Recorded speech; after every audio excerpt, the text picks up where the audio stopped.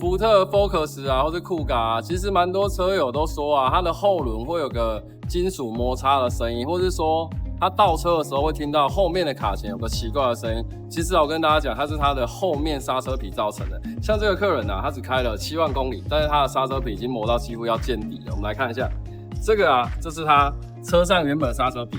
可以看到它这个警戒线都已经不见了，那这个是新的话，它的深度应该是要这样子。那我们家的刹车皮啊，总共会有2个版本。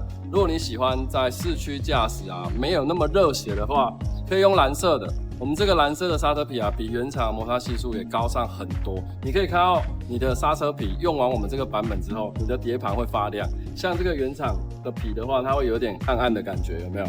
那如果你是喜欢开快车、喜欢激烈驾驶、需要高强度的刹车的话，建议用这个黄色的。